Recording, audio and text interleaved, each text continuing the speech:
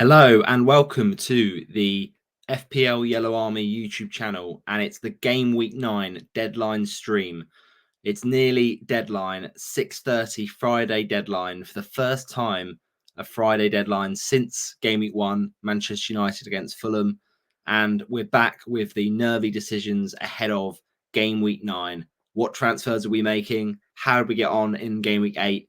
There wasn't a deadline stream last game week, but don't worry, you didn't miss much because 29 points, a fat red arrow, rolled the transfer. It was a bit of a stinker. But this week, we're making moves. We're doing some bits.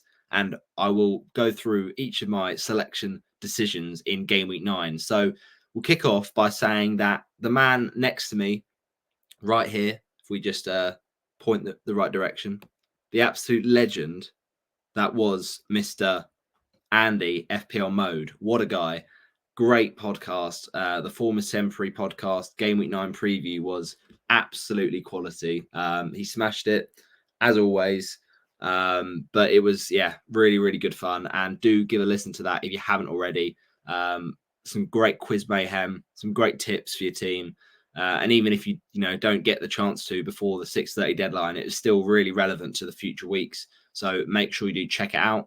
And we're also excited to announce that in the podcast, not this next week, because we'll have a week off for Game Week 10, but for Game Week 11, we're going to have former FPL champion, that is Ben Crabtree, who won in 2016-17. He's going to be coming on the podcast. So really excited for that one.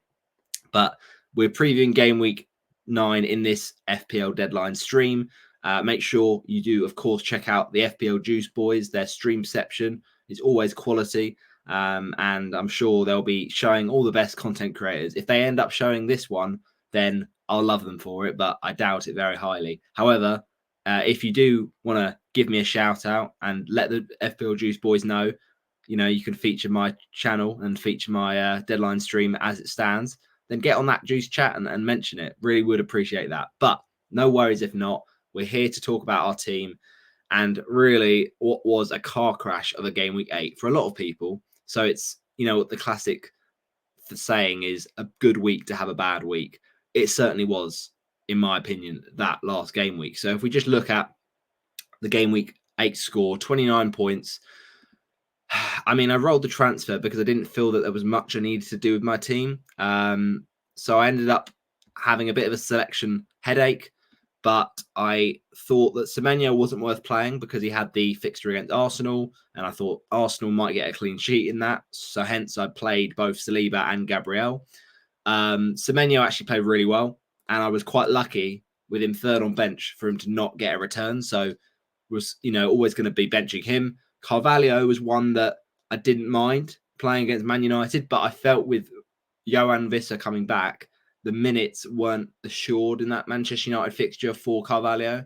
And as it turned out, he didn't start the game. So very relieved I did bench Carvalho for that one. And Carvalho is a big kind of conundrum this week with a home match, juicy home match against Ipswich. But the question will be, yet again, will he start? Because I brought him in on the wild card in Game Week 6. I started him in Game Week 7. He got me a goal against Wolves. The previous week to that, he got an assist on my bench against West Ham. So he is providing returns. Didn't obviously last week, and I, benched him correctly. But there's potential upside there, and he's so lowly owned. But if he doesn't start, then we know he's a terrible differential. Is he a transfer that's worth it this week? That's what I want to know. So in the chat, people, let me know. Should I be transferring out Mr. Carvalho last second?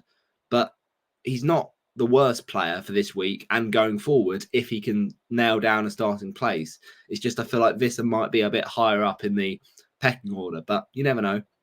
So in the end, we've gone with also the back five there because I had Saka starting, was hoping he'd play against Bournemouth. In the end, he didn't, but that's why you should have a strong bench, and that's why I set up this strong bench on wildcard in Game Week 6, because my first sub, if Saka was out, was Morgan Rogers, and he came in with a goal, which was very pleased about. But as I said, all of those defenders, really, I wanted to start over the midfielders there of Carvalho and of Semenyo. So I just felt that I couldn't mention any of them with great fixtures that they had: Bournemouth, Wolves, and of course West Ham. They all looked great, and of course Trent is a player who just you don't want to bench at all because he can go off in any fixture. Even at home to Chelsea, I thought he could have potentially got something. In the end, he got a very low XG involvement of 0.0 expected assists and that sort of thing. So yeah, not great for Trent, but he is one where if I take him out, I will regret it, and I'll look at those fixtures after this game week against Arsenal, Brighton, Villa, and then of course Southampton. I won't want to have a situation where Trent is not in my team. So as tempting as it is to sell Trent as a cash cow, I'm just not sure if I'm willing to do it yet because the other defenders are not exactly delivering. Gavardiol, to be fair, has got a couple of attacking returns, but Liverpool is still a better defence. And I don't think that 1 million you save is really worth it. So I just don't see I see the logic behind downgrading Trent to an Ait-Nouri or another 4.5. But then I'd want Trent back because he's just the best defender in the game, I think, even with the trickier fixtures for Liverpool. So yeah, I ended up starting a back five, not ideal at all because they got 4 points between them combined. I mean, Flecken with 4 against a very tricky-ish team away to United. You didn't think he would get a clean sheet there, but considering he concedes 2, to get 4 points is pretty strong. A lot of save points in there. It's just when will I ever Flecken get a clean sheet? I don't know, but hopefully Mark can help me out in game week 9. Then Saliba, obviously sent off. You just can't really accommodate for that. That's just very, very bad luck with the Evan Nilsson red card. And yeah, it's a bit of a stinker, really, because I went for double Arsenal defence on wildcard in game week 6, didn't pick Havertz. And in that time, Havertz has done well. Obviously, prior to that Bournemouth game, he'd scored a few returns. So it's been painful, I can't lie, because Arsenal conceded in all those games that you'd expect them to get clean sheets in. But I think going forward, I would still want to have one Arsenal defender, even with the tricky fixtures, because come game week 12, we're all going to want to reinvest in Arsenal. And they are just the best defence, so they can get clean sheets in games you don't expect them to. Maybe Liverpool is one coming up. That's why I'm kind of in a bit of a dilemma whether I start Gabriel or Trent up against each other, because the idea of benching Trent in any game week, in any season, is terrible. But Gabriel does have the set-piece threat. He has more attacking threat than Trent this season, and he's at home, and he scored in this fixture at Anfield last season. So it's a very close one, but we might have to deliberate that, because if I end up selling, let's say, a Saliba, then I'll be dropping probably either one of Trent or Gabriel. So I could have a situation where they're both on the bench, but I don't really love that. They're both a bit scary, to be honest. So yeah, that's my defense. I mean, Gabriel with a bit of a frustrating one for Arsenal's point of view, just the 1 pointer there. Lewis 2, Porro yet again a bit of a letdown. I mean, 4 goals from Spurs and no involvement from Porro. Didn't see that coming. And then of course Trent, he ended up getting a blank against Chelsea, but I just think Trent is still so hard to take out, knowing what he can do when he's on form. And Rodgers was a really nice thing because, he's the only kind of midfielder that returned for me. And I thought he might be the only player in the entire game week. And Buemo did blankets Man United, but he's been in great form recently, so I'm not too concerned about him. And Solanke as well, that was a really frustrating one because when I got him in as a Muniz replacement, I actually originally had Solanke, then got in Muniz, and then got in Calvert-Lewin. And then Calvert-Lewin basically became wood on the wild card, and I got back in Solanke.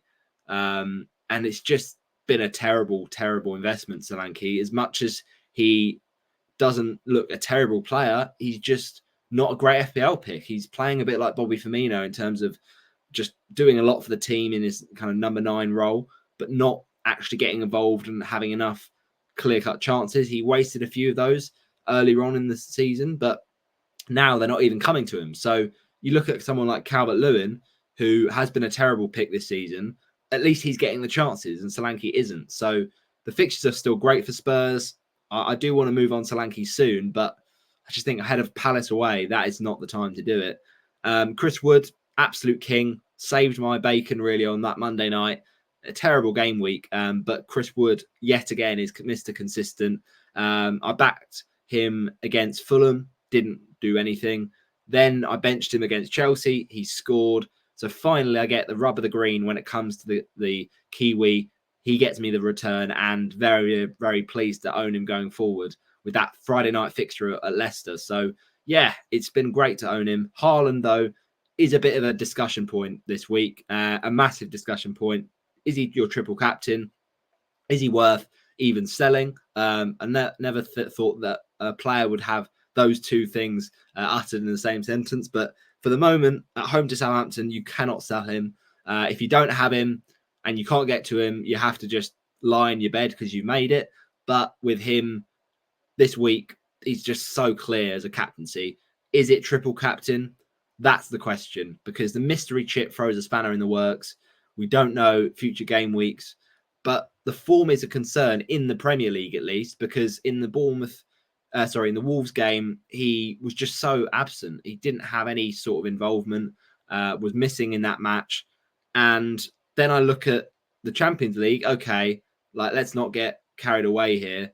It's a game against a team that, you know, one time the FPL community won't overreact to matches, but at the moment it just keeps happening. Like, it's Cavan or Castar or whatever their name was.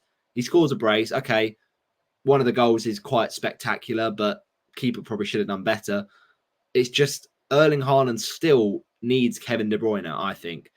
And Foden might have more chance of playing with Grealish and Doku not being available, but he's just not in the form I would want a triple captain player to have. He's got the best fixture possible, but not the form. And I need a combination of the both for me to be confident. So I honestly feel that Erling Haaland is not going to be my triple captain. I've been, flipping and flopping between activating it, and there was a stage it was, a few days ago, but it's currently inactive. So yeah, all in all, a very bad game week 8, 29 points, just Wood and Rodgers with the returns. Nice to see Rodgers off the bench there. But it's been a bit of a tough season for me so far. I mean, 462 overall points, 2.378 million.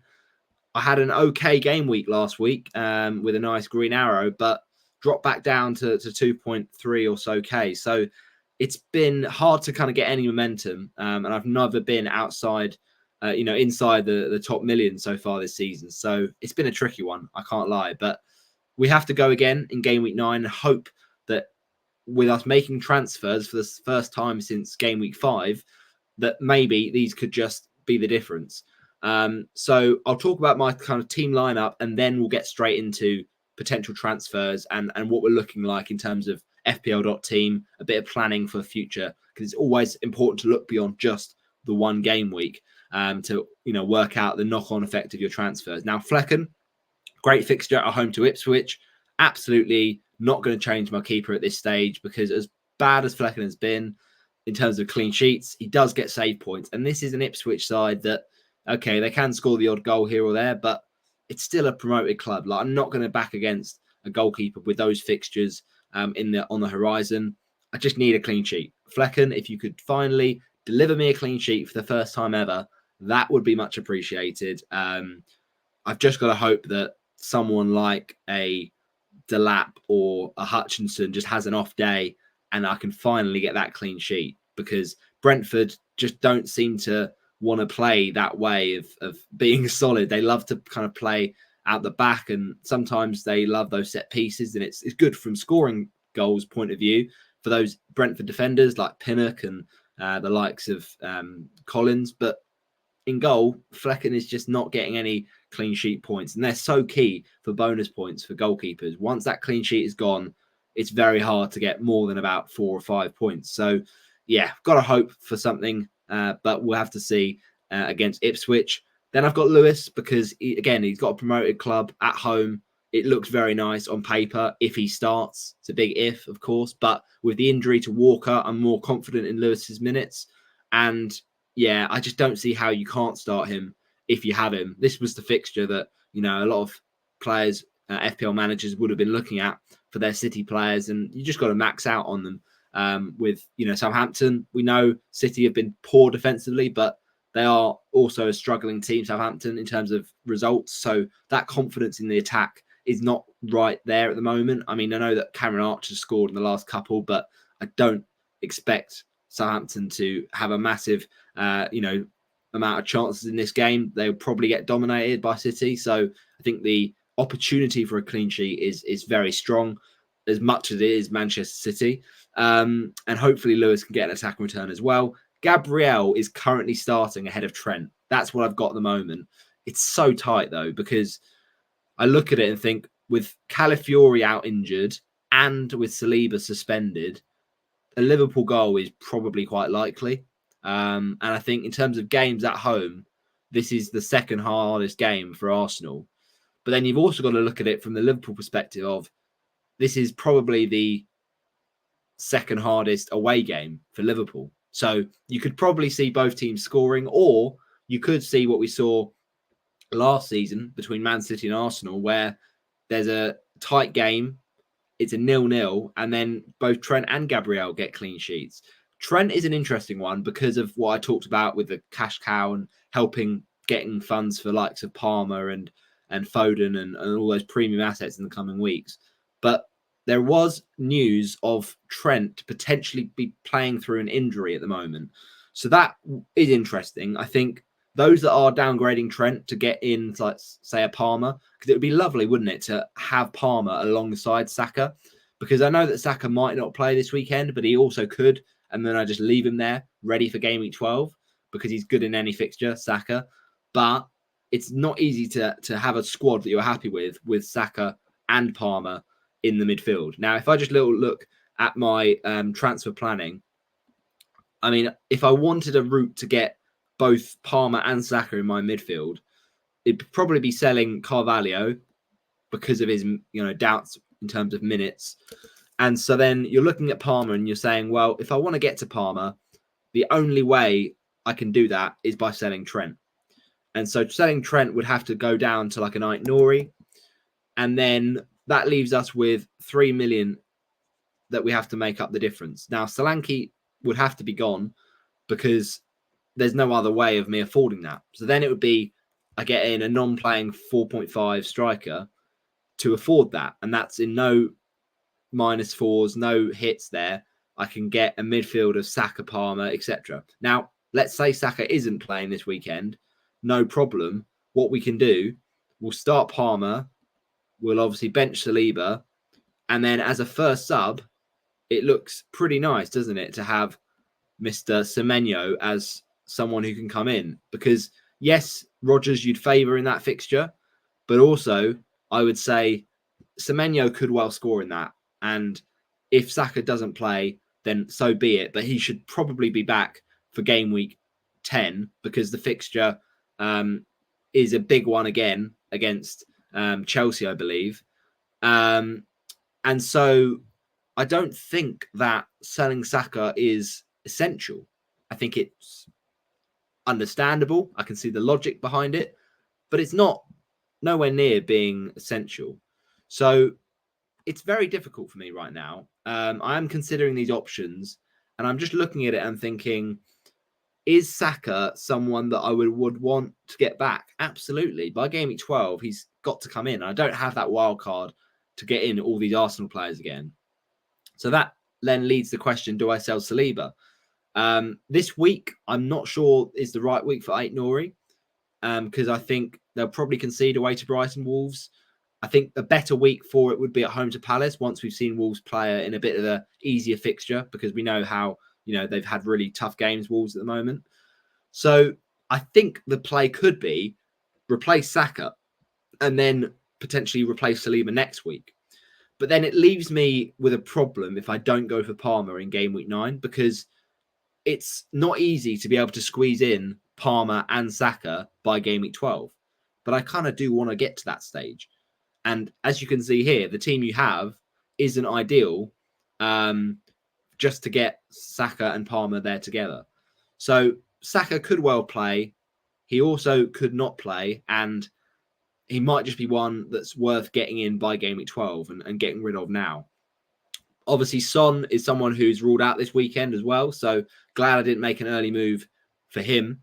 So I've got the option of Palmer. I think Palmer is the no-brainer this week because I've heard a lot of people saying if you can get to Palmer this week, then just get it done. Just get it done because he was one I'd planned for in game week 12 and I'd built up all these free transfers. I'm currently on 3 free transfers and I thought I'll get to 5 or 4 and by game week 12, getting in Palmer will be a piece of cake. Well, it kind of is easier, but by game week 12, I might have other transfers to make. I might have, price rises, changes in price where the rises have happened and now I can't afford Palmer. So I think I should probably just get it done. I think either I do Palmer in alongside Saka or Palmer in place of Saka. And I think the more sustainable play is probably Palmer in place of Saka because it means I don't have to sell Trent ahead of Brighton, Villa, etc. It just saves me that headache of having to get a cash cow to get Palmer come game week 12. Now, of course, I want Saka, but I can deal with that when Saka's fit and firing and back in form ahead of the game against Nottingham Forest in game week 12. Whereas Palmer, he's permanently in form. His fixtures are great in terms of he's so talismanic that it doesn't really matter what week you have him. And Newcastle is fine this week as an entry point. Being fit and available, I think Palmer's just a much more sensible buy than trying to fit him in alongside Saka. Just get Saka in later and worry about it later. Now, Foden is the one where I was tempted this week. I can't lie, but he is just one where I feel like he's a transfer waiting to happen. Now, Foden could start and probably will start at home to Southampton this week. And if he does well, then great. You take those points. But after that, he could be a player you want to move out very quickly because once De Bruyne has come back, once players like Grealish and Doku come back, I just don't know where Foden fits in. Now, he might play centrally because it seems like Pep doesn't want him to be playing out on those wings. But it just feels like a headache I don't need in my team right now. So I think I prefer Palmer with regards to that. I did also think about a cheaper player, like a Garnacho. But the way I look at it is I think one of Palmer or Foden this week is probably important to have in your team because they just look like great alternatives to the likes of Saka and potentially Son, who don't have great fixtures or are injury doubts. So I think premiums have to be the way we think about these upcoming weeks. And I wouldn't get so bogged down on the details of differentials and the cheaper players. Obviously, Carvalho is one that I'd like to sort out. And me getting Palmer in this way does allow for that because obviously it sells Carvalho. But it's tricky. It's tricky. I think I'm definitely going to get in Palmer this week. I think that's what I'm feeling. But it's just about how I get it done. And is it at the expense of Saka, who, if he's fit for game week 9, I'll be thinking, should I just kept hold of him and stayed patient? It's a very tricky one. But of course, Arteta wasn't clear either way. He just said his classic, we will see. So, yeah, exactly that. We will see what we do with that. But my gut instinct is probably just get in Palmer. Doesn't really matter how you get it done. The question is, what do I do with Carvalho? Now, that's why we're going to go back to my team selection when we talk about this, because at the moment, Gabriel is starting. Porro is against a Palace team that are low on confidence. They're not converting chances. I know that Spurs don't keep clean sheets. I'm fully aware. But Porro's got so much attacking upside. And he actually did look better in the game against West Ham, despite not getting an attacking return. He was playing more advanced, had those shots. I just think Porro, he's got to come good eventually. He's so dual haul. And, defenders I'm not that fussed about when it comes to clean sheets because there just aren't a lot anywhere. But ones that with attacking threat, that kind of potential of a 15-point haul, Porro is still one of those. We know how good he can be. So I think he's going to be one that I start over Trent, potentially. Benching Trent in your head sounds awful, but if he does have these kind of injury kind of concerns of maybe he gets subbed off early, he'll probably still play the game, but I just not sure. Away to Arsenal is a great opportunity for Trent to do anything. I think if you want to sell him, that's also fine. But I'm just worried about the future of me not liking having a team without Trent. So maybe benching him is better when Gabriel has already shown this season he can get returns against big sides like Spurs, like Man City. So it's a tricky one. It's a tight one, I'm sure. But whatever I do, I know I'll probably pick the wrong option. And Buemo is just a very good shout this week, even a captaincy shout at home to Ipswich. I don't really understand those that don't have him because there's just everything going towards him. Fixtures, penalties, form. It's all so good. So, yeah, really, really love him. Carvalho is the issue. I'm not going to, skirt under this issue. I'm going to face it head on. If he does start, could be great, but there's no guarantee of that happening. So my thinking is, if I bring in Palmer for Saka, then benching Carvalho is probably the play, because if he does get minutes off the bench, I'll be annoyed with myself. The fixture is there, but I can't. If I had to name the Brentford starting 11 right now, put it this way, I don't think Carvalho would be in it. So I got my goal in game week 7 against Wolves. Maybe that's just as good as I'm going to get. I don't know. So it's a tricky one with Carvalho. It is a tricky one. Rodgers, absolutely no doubt in my mind that he's going to start at home to Bournemouth. Great fixture. Rodgers has just been a great asset this season. Every single game I've watched him, he's looked great. Scored a goal last week. Don't have any plans to not play him. And Saka, he is the potential one that leaves my team this week for Palmer. Saliba's there, I know, and I could sell him as well. But is it worth just doing the one move, reassessing ahead of next week? I don't have a lot of defenders I want to buy this week. Like Mikalenkovic for Forest is good. You could get Aït-Nouri, but he's away to Brighton. You could get Gvardiol, but again, he's just too expensive for my liking, and I just don't know about doubling up on the City defense, even against Southampton. And then, I just don't know if I like much of the other defenders. So then I think to myself, is another week of info better for Saliba in terms of the best cheap assets? I can move on Saliba then and have better fixtures to come with it. I think definitely Saliba will go, but I would have benched Saliba probably this week anyway, even if he wasn't suspended. So I don't think that suspension makes him more of a buy, more of a sell, really, if that makes sense. I understand if you've only got one Arsenal player, because if Saliba was your only one and you don't have any other good defensive options, you might want to sell. But I've got good defenders in this team, Trent, Gabriel, etc. So I don't think I need to do anything with Saliba. But let me down in the comments if you disagree with me. And then the other thing is my front line. Solanke against Palace looks great, I think. To be honest, he could definitely return in this game, the way Palace have been defending. Haaland captain against Southampton, absolutely no doubt in my mind that he is the best captain. It's just the triple captaincy. It's a real conundrum because we just don't know about that mystery chip. What is inside? I'd like to know, please. And the triple captaincy is always a thing I've said when it comes to double game weeks. I just prefer them. I prefer having 2 bites of the cherry. They often do fail spectacularly, but I remember last season I triple captained Haaland, and I kind of just did it because I thought, what if he scores a hat-trick and I'll be absolutely in the mud? I did think he was probably one of the best options, but if I'd have really thought about it and done something different, it could have gone better. Obviously, that week he only got, I think, 1 goal. I think he blanked against Chelsea as well, so it was just a bit underwhelming. Now, this season, obviously, he could well be the man for it, but there's so many other contenders. Salah with an extra point for a goal. The same goes for Palmer. And other single game weeks that you could maybe do Salah or Haaland. So I don't think, with the way that Man City are playing right now, this is the week to do it. With De Bruyne still out, it's just not for me. It's just not for me at the moment. So, I don't think it's a terrible decision for those that are activating it and are definitely doing it. And I don't discourage you. I wouldn't want to talk anyone out of it, but I don't think it's for me this week. So we're going to hit the cancel on it. and we're probably going to leave it like that. So on the bench, alongside the front two of Wood and Solanke, Wood against Leicester looks great as well.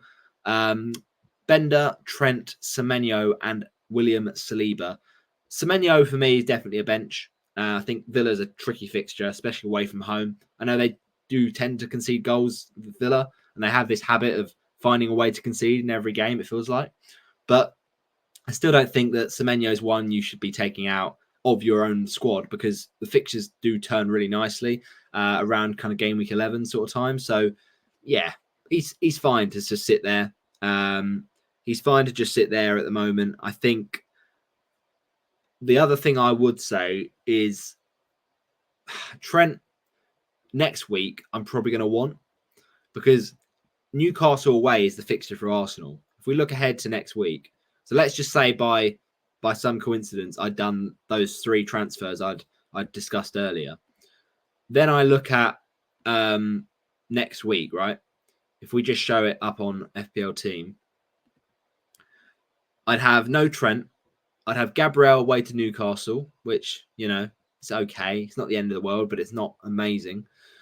And I would be probably wanting to start one of Saliba, Semenyo, or Rodgers. And all of them have got pretty tough fixtures. Whereas if I have someone else in there that's replaced Saliba, so let's say I did do a Saliba for Ait-Nouri rather than a Trent for Ait-Nouri, then I can actually start Ait-Nouri ahead of Saliba, in place of Saliba, and I'll have Trent with a nice fixture against Brighton. So I do think that's why I just look at my team for next week and I'm like, where's Trent? Like, it's not that I don't understand why Trent is being sold, because the injury concerns, the money it allows you. But when I look at it and strip it down to is Trent delivering as an FPL asset? Not the attacking returns we want, but the Liverpool defence is there. And yes, you could get a Konate or someone else in that Liverpool defence. But the thing about Trent is he going to cash in on that expected assists, expected goal involvement at some point? Yes, absolutely. So do I want to be the one that has taken him out when he does cash in on that, with Brighton, Villa, and of course Southampton, all teams that can be get at defensively, when Trent has got, potential to haul in those games? I don't love it. I don't love it, to be honest. So, and that's the same sort of thing I got with Saka, right? Where Saka is great in any fixture. I feel more comfortable taking him out this week because of the kind of injury doubts. And I do think there are better alternatives to Saka in that midfield price range, like a Palmer.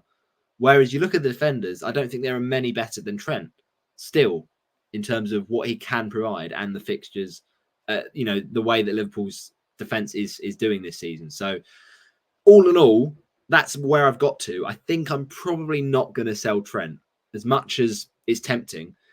I could have that option next week if I want to get to Ait-Nouri and keep Saliba, but I just think my team will look better next week if I end up keeping Trent. So this is what I'm thinking instead. Instead of doing those 3 transfers that I discussed, I would probably just do. Oh, it's so tempting though, isn't it? Because if Palmer and Saka both play, to have both Saka and Palmer together would be lovely. But I just don't think. I don't think I need to worry about that. Saka can come in for sure in game week 12. Palmer is one that I want for game week 12. If I get Palmer done now, then I can build up some transfers, hopefully. I've not got loads of weeks, but by game week 12, hopefully there'll be a plan to get Saka in. Son is one that I understand is going to be tempting for managers. So those that made the early transfer on him, I wouldn't necessarily transfer him out again, just because he's a captaincy option in game week 11 against Ipswich. I'll probably just captain Haaland against Brighton, to be honest. But if by game week 10 or 11 we start seeing Haaland is just not proving worth the money, if he blanks against Southampton, for instance, then yes, I can take Haaland down. I can get up to a Son, and that's fine. I've got a captaincy option for game week 11. But for now, with Son obviously injured, I don't really need any alternatives to Saka than Palmer, in my opinion, because of what I talked about with Foden. So, yeah, I'm thinking that's probably where I go, Saka to Palmer, because it just doesn't doesn't need to be overcomplicated, really. So if I remove Carvalho, so Carvalho is the issue. What I'm getting at here is Carvalho is the issue, but with Carvalho, he is the sort of player where, unlike with Saka, I think Carvalho has potential to come off the bench if he's on the bench, whereas someone like Saka usually tends to play or doesn't play at all. So that's why I'm concerned about Carvalho. So what I might do, just to give me the kind of confidence, is I start Semenyo. Obviously, I'll get back Solanke because he's not going to be not playing in my team. And then what I do is I most likely keep Trent in my team. Then it's just a conversation around, do I start Trent or Gabriel? That's where the conversation comes. And I think I still believe Gabriel was the better play. As much as in isolation, would I bench Trent in any FPL team? I would say no. When it's Gabriel versus Trent, I would lean Gabriel. Because if I saw more attacking returns from Trent this season, then I would be more confident he gets them in an away fixture at Arsenal. But the current standings of this situation with Trent at the moment, I'm not in that same level of confidence. So Trent, for me, is someone you could put first bench in case Saka doesn't play. But then this is the thing, is I do want Palmer. So I probably do just have my bench order like that. Carvalho, second sub, and then just leave Saliba and deal with him next week. So I think I probably end up doing Saka to Palmer and then rolling the other free transfer. It does mean starting Semenyo. I'm aware of that. But do I really want to start both both Trent and Gabriel? I'm not sure I do. So let's reset the transfers and show you what I would do. Obviously, I do have to make another transfer, though. Oh, that's the other thing I didn't think about. I hadn't considered that, is that to get Palmer, I need another transfer because I can't do it in one. So actually, that was quite silly of me. So perhaps this is my chance to get a replacement for Carvalho, because going forward, do I think he's great? He's good for this week if he starts, but beyond this week, will he be a starter for Brentford? I just don't know. Fulham, Bournemouth, Everton, Leicester, they're great fixtures. Would I rather just switch to another Brentford midfielder? That's the question. Maybe someone like a Mikkel Damsgaard is a bit better and a bit more nailed long term. I don't hate that, to be honest. So let's say I just did a Damsgaard because I can't do that, because basically, if I want to sell Carvalho, I'd have to get a 4.5 or even a 4.3. That doesn't work. No. So basically, I can't sell Carvalho if I want to do it in two moves with Saka to Palmer. So therefore, what that tells me is the best route here is Saliba. Either Saliba or Semenyo. And do I really want to be selling Semenyo ahead of that run in game week 12, 11? Probably not. So it leads me back to Trent. And I'm just thinking, selling Trent is grim, I know. But I just don't know if I wanted to start any other defenders. I can't sell Trent. I can't bring myself to do it. I just can't. So it's a tricky one. It is a tricky one. And this is where I do think to myself, is it just better getting Saka and moving him on to Foden? Because then I will be able to do it in one move. It's tempting. It is tempting. I think what I'll probably do is do Saliba out this week instead, because I think one Arsenal defender is enough going forward. And then it's a question of who is that cheap defender I get in. And I think it is probably, it's tricky, but I think it's probably either one of a Forest defender or, no, I can't get double Brentford defence. Maybe Nori away to Brighton. He's still only 4.1% owned. It's just an away fixture for a defender feels rough, especially when I feel like Brighton will probably score in that game. That's the difficulty I'm facing at the moment. So yeah, I don't know. I think I'd probably go a Forest defender, but that early kickoff, I feel like Leicester do score in that. So tricky one. It is tricky. This is what I was saying about Trent, about there's just no defenders really that I want. And if I want to get a downgrade, I'm going to have to get a 5.5 or less defender. Well, who is there that's better than just keeping Saliba and having him for next week? There's not a lot. There's genuinely not a lot. So it's a problem. It is a problem, I think. Defense has been an issue for a while in terms of, potential options that we're actually enticed by. I think the best play here is probably just find the funds somewhere else that's not selling Saliba. Maybe I can just start Aït-Nouri or Milenkovic. The thing with Milenkovic is a bit annoying is that his fixtures aren't long-term great. They're good in the next two, but after that, he's not a massive bonus for my team. So, yeah, tough one, that. It is a tough one. I'm pretty set on Palmer, I think, this week. I'm pretty set on Palmer because I'm just still worried about Foden beyond this game week. But the one that I'm not sure on is that defender, because I think, how else do I find the funds to get Palmer in? I'm not downgrading Wood, absolutely not. Solanke, the temptation is there, but that one could backfire. Whereas I feel like selling Saliba, it's not going to backfire in game week 9. So yeah, I do think I'm probably going to get someone in for Saliba. It's just who that is. Maybe it's Aït-Nouri. Maybe it's back to a bit of Ola Aina, who did really well for me earlier on in the season. But as I said, I'm not too keen about how short-term those Nottingham Forest defensive fixtures are. So it's a tough one. I'm not going to lie. Another City defender is just not on the cards at all because I don't want to double up on them.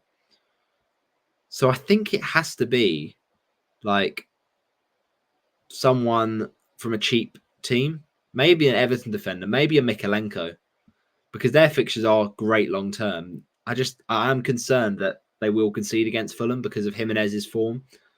But we know Mykolenko's got attacking threat. That's the thing. I mean, looking at his fixtures, I'd probably play him in all of those, other than Man United probably.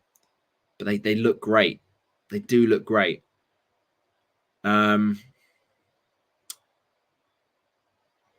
Yeah, I think I'm going to bring in Mykolenko. And I think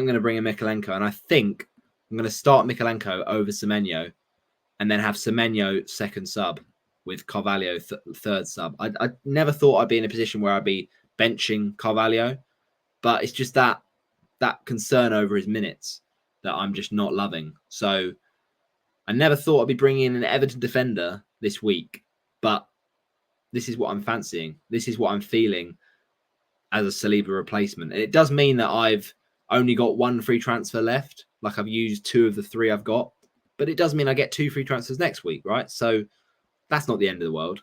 And it means I've fixed the Palmer problem, in the immediate short term, but he's a long-term hold as well. So it does feel nice. Obviously, still no Arsenal attack in this team, but I don't think that's a concern with Saka's, doubts.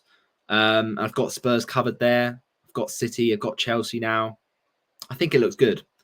Benching Trent is tough, I know, and I could well just maybe bench Mykolenko over Trent. But I think to myself, a defender in that game is probably enough. And I can just reassess with Carvalho. If Carvalho starts the game, I'll be annoyed, but I wouldn't bet on him starting this week. Like, the fixtures are still good enough long term for Brentford that if Carvalho does look good this week, then I can start him next week, because I think Brentford have got a really nice fixture. Yeah, they have, against Fulham. So he could definitely start for me next week. So for now, if Carvalho does show a good performance and then earns his place in the starting 11 next week, then sure, he's in. But up until then, I don't think it's worth it. So, yeah, I will probably make those transfers now. I mean, is Mykolenko really a buy? That's what I'm considering. It doesn't feel great. It's just that defender that I'm struggling to find a spot for, because I don't know if I like any defenders. I'm very picky when it comes to defenders because there just aren't a lot of great options. maybe I go Gavardio.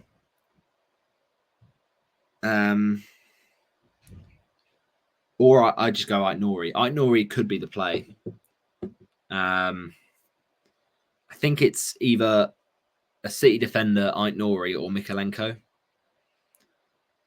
I just do see Everton conceding this week, though. That's the concern. That is the concern. So I'm not going to go Mykolenko. I actually don't have the funds for Guardiola, and he's the only City defender I'd want to get in anyway. So I think that means that I just get in Aït-Nouri. And Aït-Nouri's one where, yes, he's got a tough away fixture, and yes, he'll probably concede, but he's got that attacking threat. And I don't mind having him there because then next week I'll be in a situation where I've still got 1 million in the bank. I've still got 2 free transfers, and I could probably then afford to bench Gabriel against Newcastle. I could even play Carvalho over Rodgers, and if Carvalho's nailed to play, that looks a lot better. I think it does, because Mykolenko this week is up against. I mean, it's an okay fixture. It's up against Southampton. It's actually a nice fixture, to be fair. It is Southampton, but I don't know if I trust Mykolenko enough. He's tempting, don't get me wrong, but I don't think he's good enough for now. So tricky one, but I think I'm just going to lean towards not doing that. I think Aït-Nouri is the one. I really do. Either Aït-Nouri, but this is the thing: is like if I bring in Aït-Nouri, will I just bench him this week? I probably won't. I think I don't like bringing in players just to bench them. Oh, it's tricky. It is tough. It is tough. I look back at this and think, is it worth just? I mean, Saliba's obviously gone straight away. Is it worth moving on Carvalho instead of Saliba? That's the question. That is the question. Maybe I just play Trent. I could just play Trent over Aït-Nouri, but taking out someone and bringing someone in, just then bench them, doesn't feel great. I don't know. Tough one. Very, very tough one. I can't lie.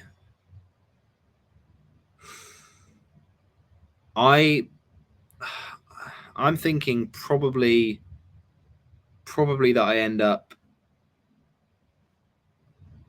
Do I bench Trent? Do I bench Trent with a sane mind? Do I bench Trent? I just don't think it warrants it. It's too much of a headache. I think Trent, if he hauls in this game, I'll just think, why did you bench Trent? Whereas if I get a haul from Aït-Nouri, and I think, why did I bench Aït-Nouri? At least I'll think, well, you've got Aït-Nouri for next week, and it was a way of me getting Palmer, and that does feel nice. It does mean starting Gabriel and Trent together, which is not ideal. It's not optimal on paper, but they are just two great options for the coming weeks. Whereas Aït-Nouri, he can come in next week, and I don't have an issue with that. I think that does look better now. I can't lie, it does look better. It's making a transfer and then benching them. Something about me, I just can't do it. It's ingrained in me that it just makes no sense, because you bring in someone just not playing them, you might as well have just not bothered. It's a tough one. It's a tough one. Yeah, it's a tricky one, I would say. We're not. Hang on, bear with a sec.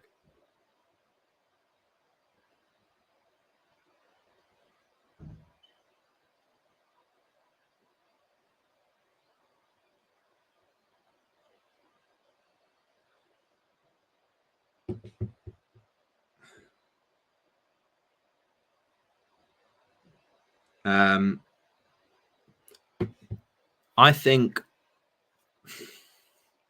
What do I think? I'm trying to work out my thought process here.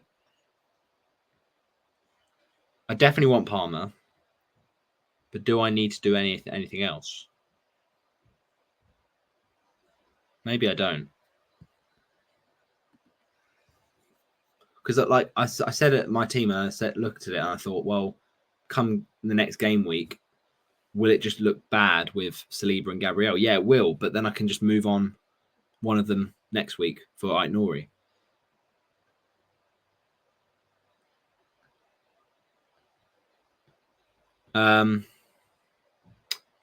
I could lead to myself having a regret. So I don't think I need to sell Saliba.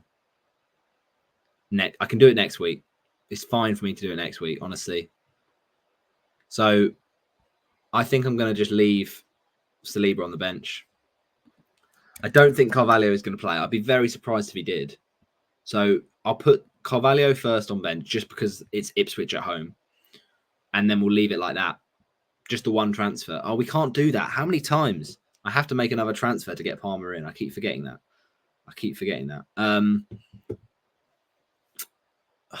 Why can't I just get Saka to Palmer in one move? That would just make my life so much easier. But I can't. So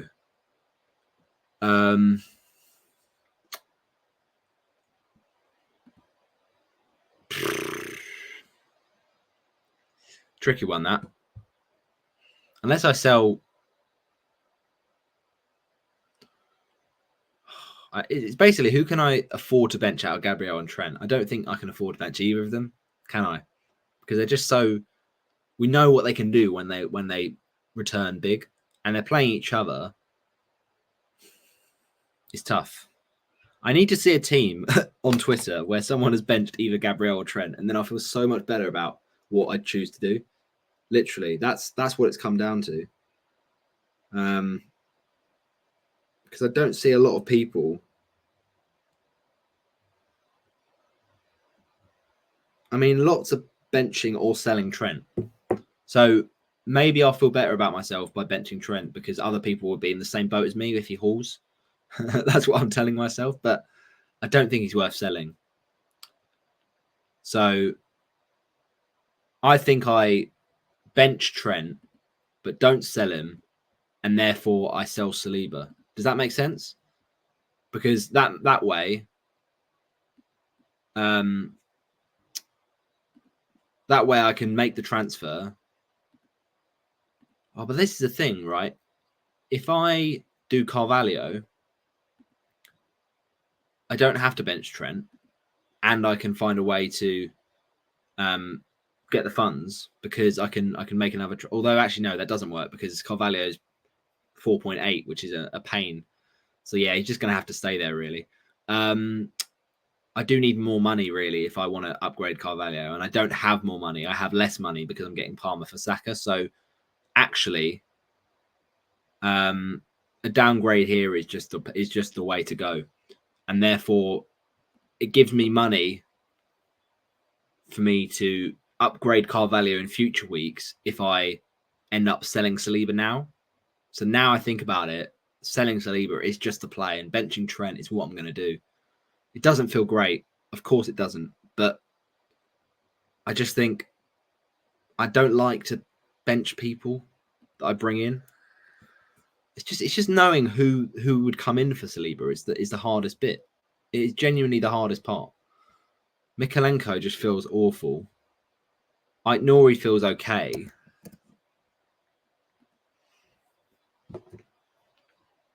Oh, it's a tough one.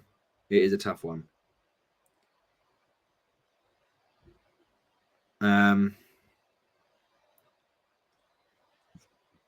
How much time has this stream gone on for? So it's been 55 minutes.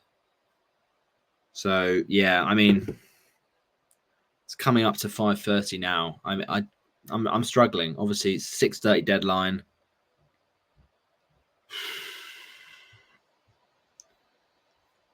I think. Do I sell Trent? It's tough. It is tough. Saka starting is 50-50, but I also do just want Palmer.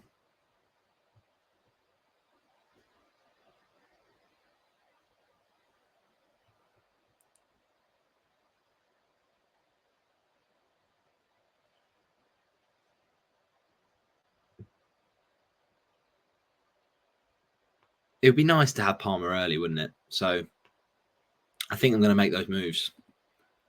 Benching Trent is awful, but I just need to decide on something. And I think doing that makes more sense than anything else. So, yeah, we're going to go for that. We're going to go for that. We're going to bring in Palmer and Ait-Nouri for Saliba and Saka.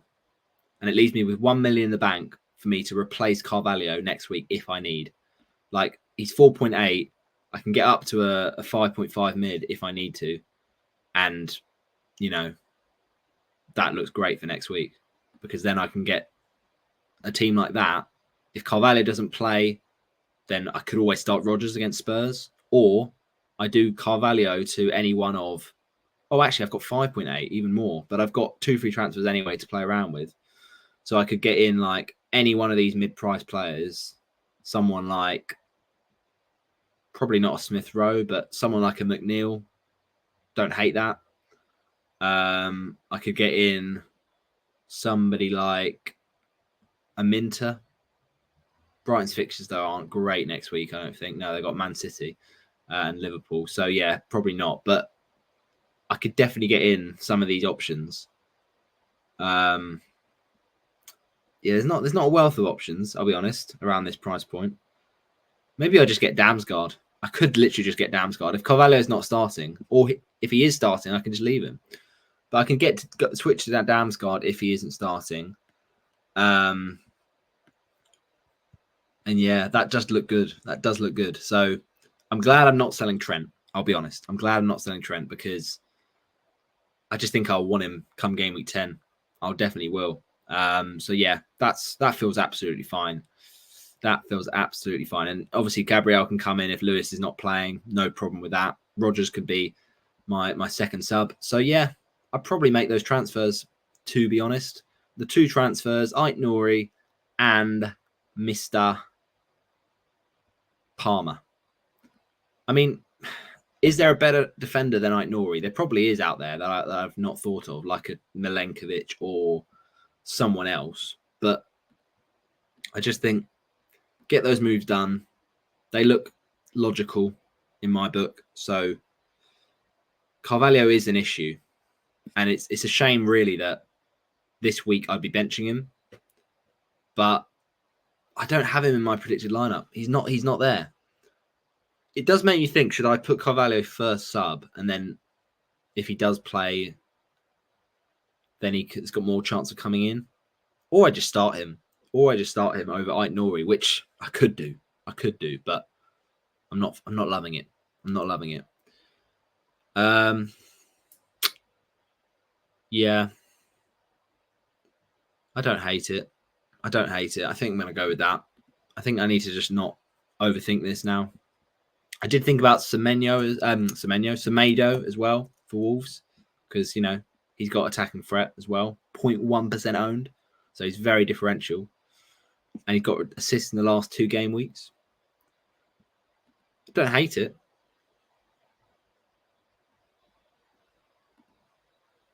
Go on then. I quite like that.